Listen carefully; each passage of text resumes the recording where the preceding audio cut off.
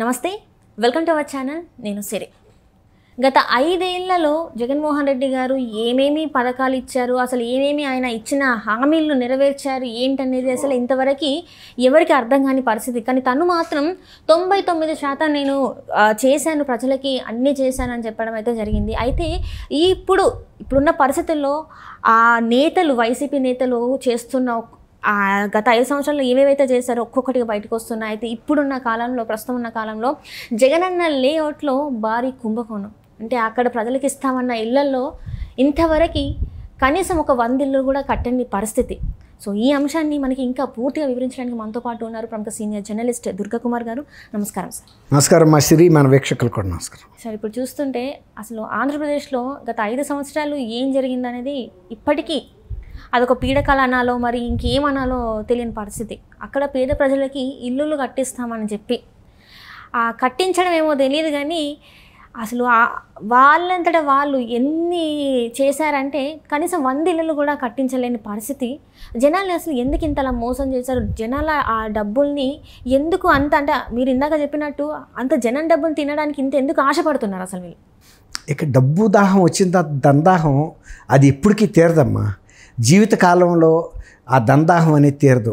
1,00,000 కోట్లు కాదు, 10 లక్షల కోట్లు సంపాదించినా కూడా ఇంకా ఏదైనా తేరగా వస్తే తిందామనే ఆలోచన మీదే ఉంటారు తప్ప. అందులోనూ జగన్మోహన్ రెడ్డి గారు అయితే వాళ్ళ పార్టీ వాళ్ళే చెప్తున్నారు, ఆ లిక్కర్ చీప్ నాసిరకం లిక్కర్ని ఎక్కువ రేట్లకు అమ్మటం వలన మా పార్టీ మీద వ్యతిరేకత వచ్చిందని వాళ్ళ పార్టీలో మాజీ మంత్రులు, మాజీ ఎమ్మెల్యేలు ఎవరైతే ఓడిపోయారో ఇప్పుడు చెప్పటం మొదలుపెట్టారు.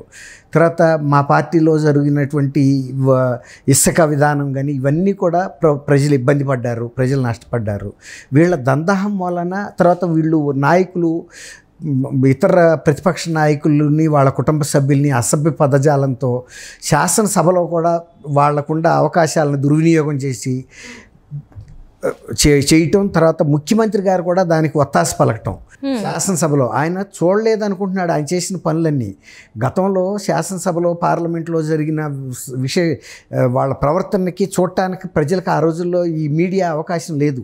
ఇవాళ లైవ్ చూపిస్తున్న తర్వాత ఇవన్నీ కూడా టీవీల్లో చూస్తున్నారని వాళ్ళు మర్చిపోయి ఆయన ప్రవర్తన, ఈ బూతులు మాట్లాడే మంత్రుల్ని ఎలా ప్రోత్సహించాడు, ఎలా బల్లలు సరిచాడు. ఒక ముఖ్యమంత్రి అనే వ్యక్తి సభలో ఉన్నప్పుడు ఆయన ఎవరైనా సరే వాళ్ళ శాసనసభ్యులు తప్పుగా మాట్లాడినా కూడా ఖండించాలి, నిలబడి అతను కూర్చోబెట్టాలి, జరిగిన దానికి క్షమాపణ చెప్పాలి, అది రికార్డులను తొలగించమని కూడా స్పీకర్ గారికి విజ్ఞప్తి చేయాలి. అది హుందాతనం. అంతేగాని అసభ్యంగా వాళ్ళ కుటుంబ సభ్యుల్ని కనుక దూషిస్తుంటే ఆనందపడిపోయి ఇంకా తిట్టండి అని సైగలు చేసి ఈయన కూడా ఇతర సభ్యులతో పాటు బల్లలు సరిస్తే దాని ఫలితమే ఇవాళ ఆయన ఓటమికి కూడా కారణం. ఇప్పుడు వాళ్ళే ఒప్పుకుంటున్నారు, మా ముఖ్యమంత్రి డబ్బుల కక్కుర్తికి నాసిరకం లిక్కర్ అమ్మి జనం చచ్చిపోయారు, దాంతో అధిక రేట్లకు అమ్మారు.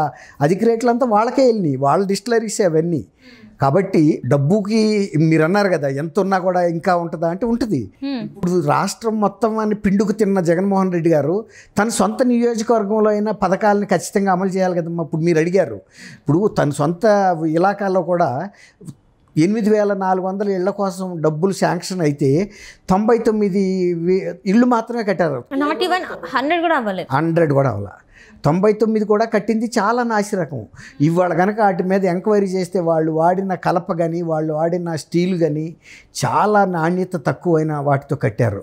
కట్టామా అంటే కట్టాం, బొమ్మరిళ్ళు నామమాత్ర పిళ్ళే. అందులోనూ 99 కట్టి 60 కోట్ల రూపాయలు తోపితుర్తి ప్రకాష్ రెడ్డి అని వాళ్ళ గతంలో ఎమ్మెల్యే, ఆయన వాళ్ళ లీడర్కే ఇచ్చారు ఆ కాంట్రాక్ట్ కూడా. అంటే వాళ్ళు పంచుకున్నట్టే కదా 60 కోట్ల రూపాయలు మొత్తం, అది 85 కోట్ల రూపాయల ప్రాజెక్టు.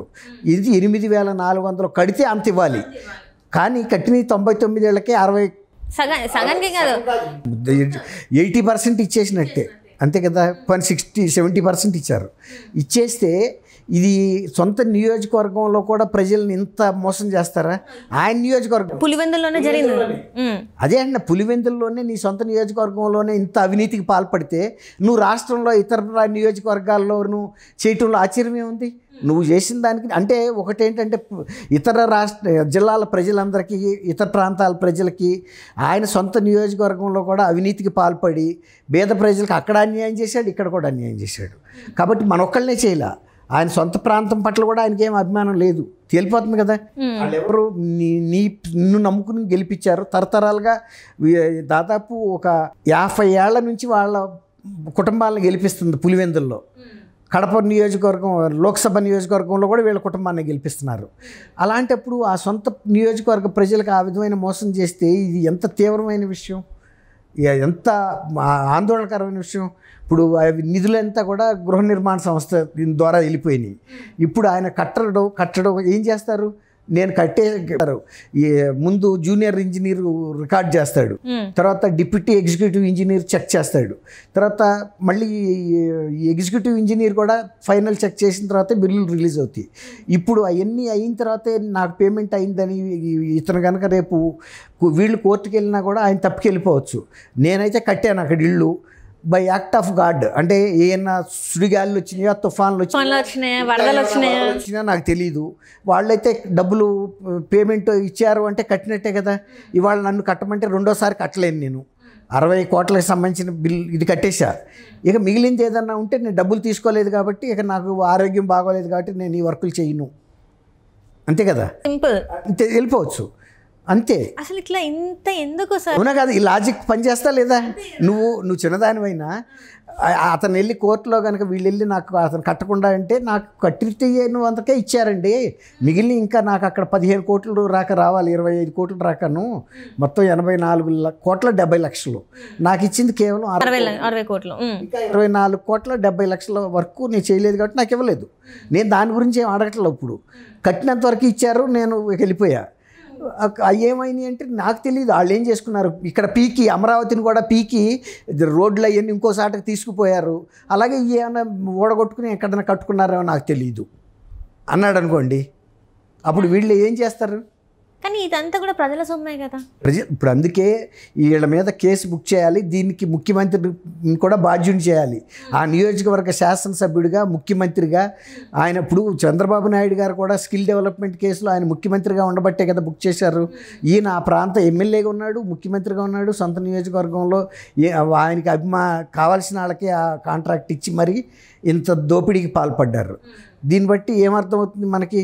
తర్వాత ఎంపికలో కూడా అర్హులైన వాళ్ళు కాకుండా వాళ్ళ పార్టీకి వాళ్ళకి అనుకూలంగా ఉన్న వాళ్ళని ఎంపిక చేశారని కూడా చెబుతున్నారు. అక్కడ కూడా ఫ్రాడ్డే. ఇప్పుడు అవన్నీ కూడా ఈ మొత్తం ఇన్సిడెంట్ మీద దీని పేరు ఏంటంటే పులివెందులో జగనన్న మెగా లేఅవుట్, ఆయన పేరే పెట్టారు.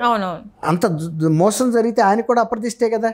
అట్లాంటి పరిస్థితుల్లో ఈ మొత్తం ఇష్యూ మీద ఇచ్చేయాలి, ఎంక్వైరీ చేసి వైట్ పేపర్ కూడా వేసి బాధ్యుల మీద కేసు బుక్ చేసి వాళ్ళని జైలుకి పంపాలి.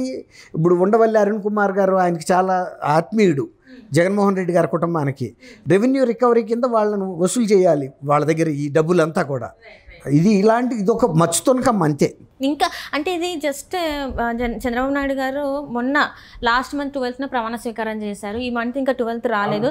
ఈ లోపే ఇన్ని కన్నా బయటకు వస్తున్నాయి అంటే ఇంకా వస్తాయి, పులివెందుల్లోనూ వస్తాయి, రాష్ట్ర వ్యాప్తంగా పుట్టలు పగిలినట్టు వస్తాయి చూడండి. ఎందుకంటే 5 సంవత్సరాల్లో జరిగింది ఆంధ్రప్రదేశ్లో అవినీతి, అక్రమాలు, దౌర్జన్యాలు, దాష్టికాలు, భూ కబ్జాలు, తర్వాత గృహదహనాలు, లూటీలు, దొమ్మీలు, కిడ్నాపులు, రేపులు, ఇవే జరిగినాయి. 5 సంవత్సరాల పాటు ఆయన కేవలం ప్రజల మీద కక్షతో తీర్చుకున్నాడు. అందుకే ప్రజలు ఇప్పుడు ఆయన్ని కక్ష కట్టి ఓడించారు.